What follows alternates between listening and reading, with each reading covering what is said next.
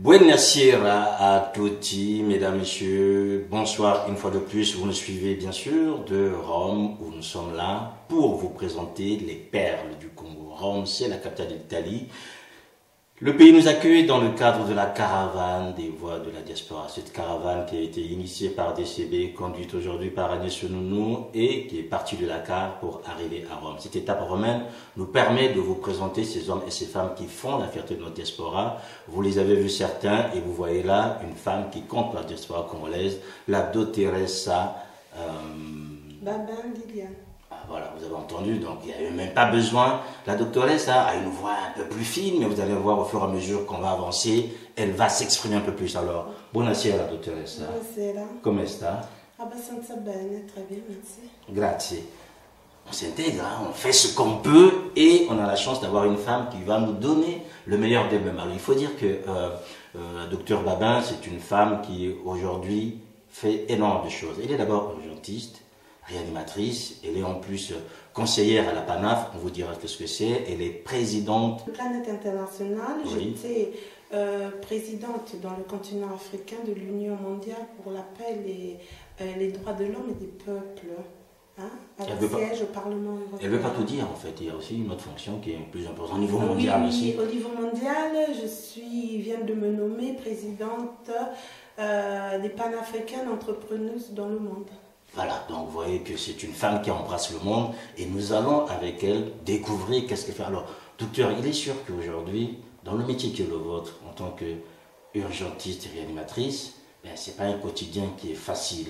Et nous sommes dans un pays où ces derniers temps de l'actualité ne donne pas toujours une image positive, notamment des personnes qui viennent du continent africain. Comment est-ce que vous êtes arrivé, notamment dans ce milieu de la médecine, quand on sait quand même qu'en Italie, on a une idée un peu controversée, notamment de la femme noire? Alors, c'est vrai, mais c'est que je suis venue à bas âge, j'ai fait presque toutes mes études ici, et ça c'est un billet de visite, pratiquement, ça m'ouvre facilement les portes parce que la population, sachant que j'ai évolué ici, c'est autre chose. D'accord, donc le regard n'est pas le même oui, en fait, par rapport à celui qui est là. Et, comment est-ce que je suis arrivée?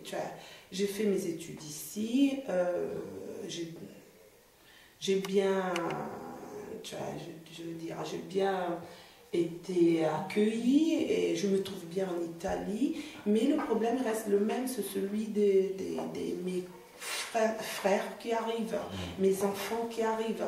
Et il faut bien aussi les accueillir en tant que tels, parce que ce n'est pas facile. La situation est assez critique et dramatique. Voilà. Ce qu'on va faire, docteur, on va quitter Rome pour aller du côté de Brazzaville. Vous êtes présidente de Planète Internationale, oui, qui est une ONG aujourd'hui implantée en Côte d'Ivoire et au Congo. Oui. Restons d'abord au Congo. Qu'est-ce que vous faites concrètement? Alors, au Congo, nous avons une section Congo et que pour des différentes raisons a subi une pause en tant que telle comme association, mais là nous l'avons relancée et nous avons différents projets, soit dans la santé que dans la formation, dans la culture, la formation des jeunes et dans l'éducation aussi. Dans l'éducation, oui. Ça. Là nous sommes en train de construire un centre de santé qui servira pour l'assistance au premier secours pour les démunis. Il faut dire que vous avez connu des déboires, puisque le projet que vous avez lancé, finalement, au départ, vous avez été victime en fait, d'un pillage systématique. Oui. Et pourtant, aujourd'hui, vous repartez investir au Congo. Pourquoi? Oui, car en fait, ça a été une forte délusion parce que je l'avais faite pour assister toujours les démunis, surtout les enfants, les jeunes filles mères. Et malheureusement, au moment de l'inauguration, j'ai connu un furto, un grand vol où rien comme matériel, un pillage où rien m'a été laissé. Ça a été une forte délusion parce que ça avait un grand coût quand même. Et, mais comme un juge me dira, vous avez encore, madame, un cerveau de jambes, de pieds, Et si c'était dans votre mission, porter de l'aide à qui est dans le besoin, ça a été seulement une tentation. Donc vous devez persévérer. Donc là, je me relève pour relancer. Aujourd'hui, qu'est-ce qui vous motive pour repartir au Congo, investir encore de l'argent dans ce même projet, alors que pour certains, on baisserait les bras? Une belle question, justement parce que c'est vrai que j'ai vécu près de 40 ans en Italie, mais mes racines sont en Afrique, mes ancêtres sont en Afrique, je tiens à mon pays, je tiens à l'Afrique, je tiens à nos ancêtres. Et comme tel, nos pays en Afrique ont besoin de personnes, des professionnels, des professionnalistes comme nous autres. Et nous, dans nos possibilités, vu qu'on en a, on peut faire quelque chose pour le pays petit à petit. Tout un chacun pourrait faire quelque chose. Et le pays en a fortement et grandement besoin. Et voilà pourquoi je vais pour faire.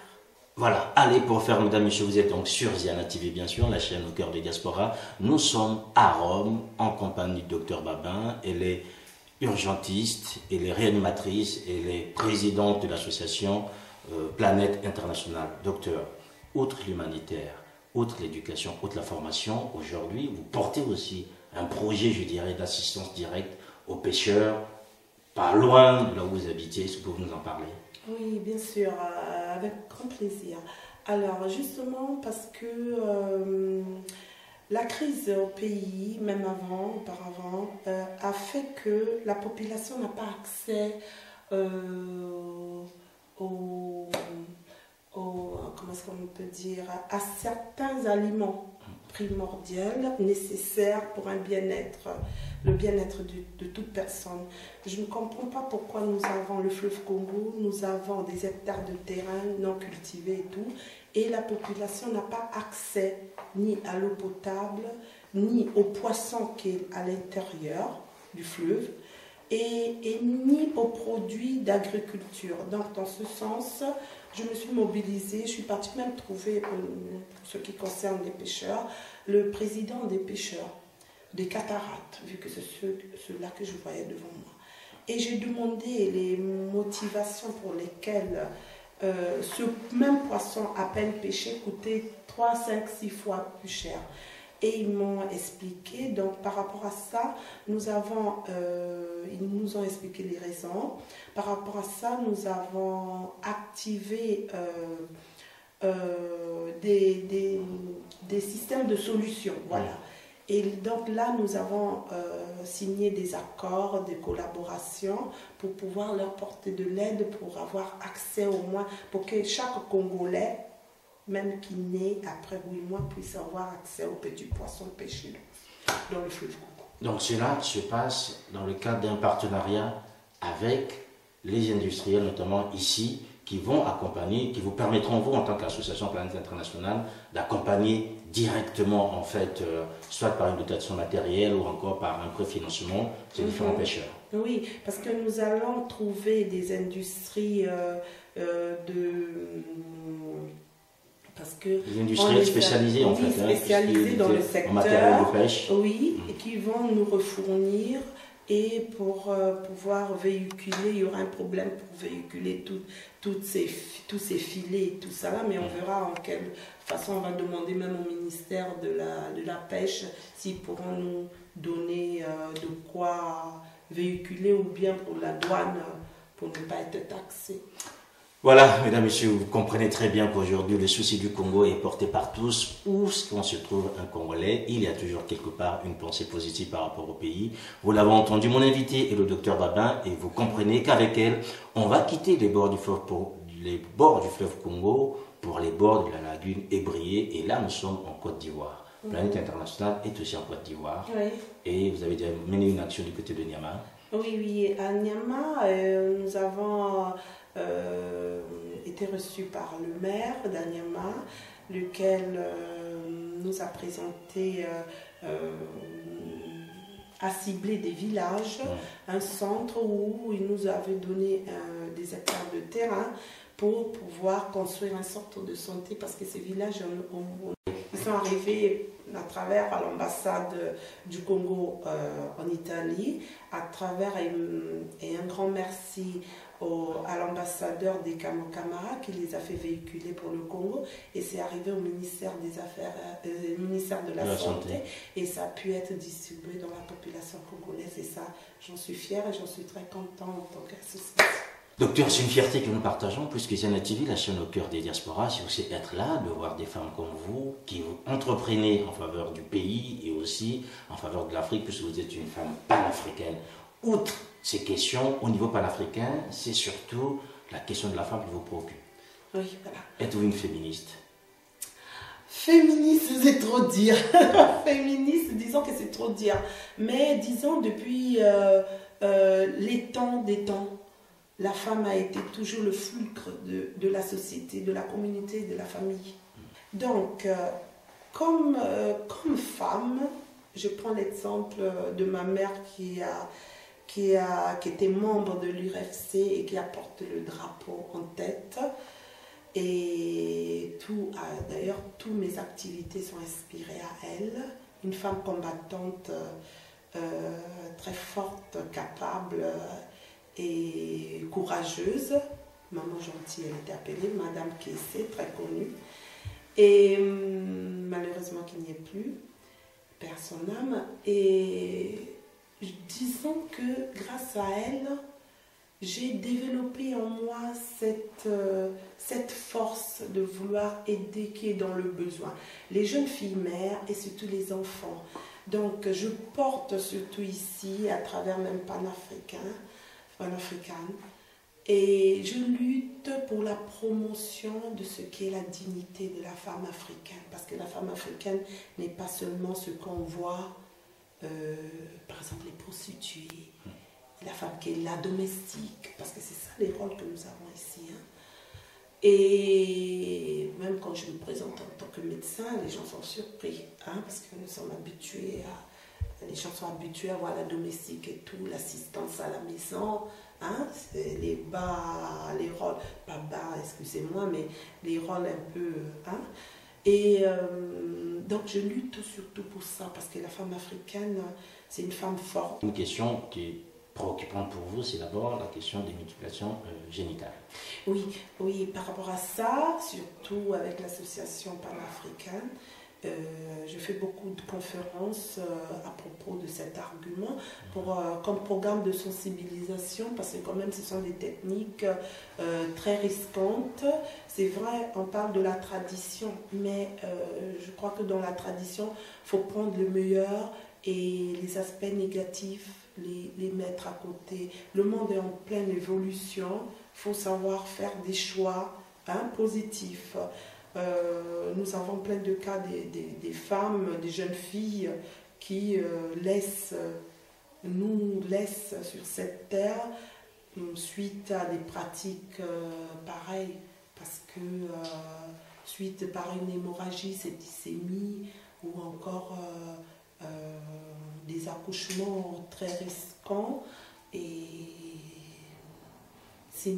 ça ne vaut pas la peine. Disons que c'est mieux porter un programme de sensibilisation au niveau social afin que la population, les populations puissent prendre connaissance, savoir ce qu'est réellement cette technique afin de pouvoir l'éliminer petit à petit. Voilà, vous l'avez bien compris, mesdames, messieurs, cet entretien avec le docteur Babin. Nous sommes à Rome, où nous la rencontrons, puisque nous sommes là dans le cadre de la caravane des voix de la diaspora, Ziana TV, la chaîne au cœur de la diaspora. Mais nous avons fait l'escale à Rome afin de pouvoir vous montrer, vous donner à voir ces hommes et ces femmes qui font la fierté de cette diaspora. Vous avez près de 40 ans dans ce pays, donc vous avez vu arriver des Congolais. Quel regard portez-vous sur cette diaspora? Alors, la première chose que je veux faire, c'est un compliment vers mes enfants, les jeunes que je vois très dynamiques, qui ont besoin vraiment de notre aide, nous les anciens qui nous sommes là. Donc notre appui, nos conseils seront très, très positifs, très utiles pour cette jeunesse. Ce sont nos enfants, nous sommes des vieux, et ce sont des enfants. et l'approche. Ça veut dire que les temps ont changé, hein, réellement les temps ont changé. Une fois, on avait beaucoup de barrières parce que c'était d'autres temps. Aujourd'hui, grâce à l'Internet et tout, il y a plus de communication. Les jeunes sont plus informés. Nous autres là, on s'informe. Il y a beaucoup de différences. Avant, il y avait aussi cette curiosité vers l'étranger. Hein? Par exemple, ici, la population ne savait pas ce que c'était l'étranger. Parce que si on voit bien l'Italie par exemple, je vais vous parler de l'Italie parce que c'est ici que je suis.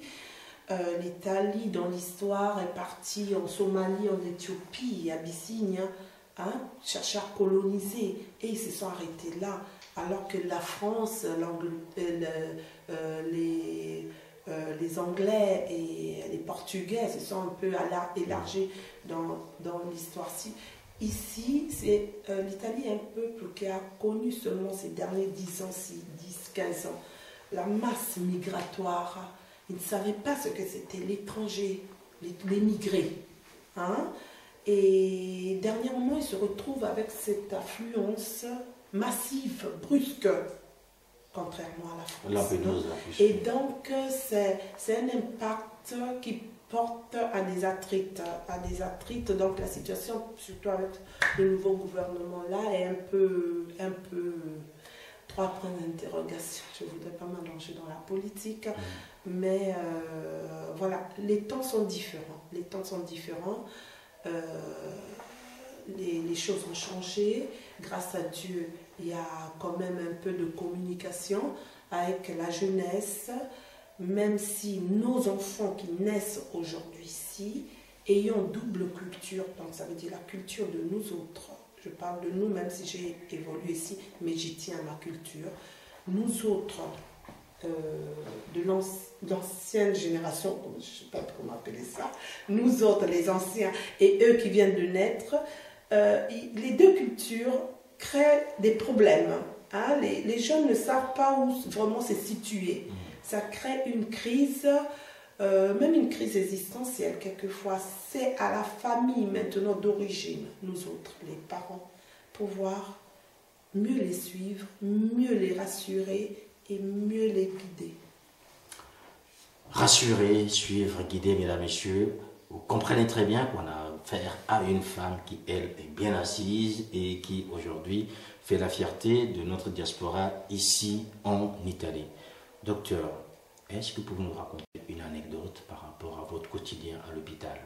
Est-ce que vos premiers malades ont accepté comme ça que vous les touchiez, que vous arriviez à leur prodiguer les soins sans pour autant qu'ils s'étonnent de voir une femme noire être là en train de gérer leur vie et d'avoir leur vie en main? Sincèrement parlant, peut-être que depuis 10 ans que je travaille comme ça, 10 ans, 10 même 15 ans, 10 ans, peut-être j'ai eu que deux ou trois fois, disons 3 fois dans toute ma vie, je me suis retrouvée dans cette situation au moins 3 fois seulement. Et disons que, non, il faut être psychologue. Comment ça s'est passé, docteur? Dans certaines situations... Non, mais expliquez-nous, je vois que vous voulez un peu échapper, docteur. Dites-nous, ça se passe comment? C'est-à-dire que quand le malade est là, vous êtes là, est-ce que ce sont les proches, ou c'est lui-même qui dit, vous allez me dire plus en italien, non, ne me touchez pas, ou je ne veux pas d'une noire, ou bien, ça se passe comment? Je ne veux pas d'une noire, non. Mais à moi, ça ne m'est pas arrivé que la personne ait prononcé ou est dit, s'est exprimé en disant je ne veux pas.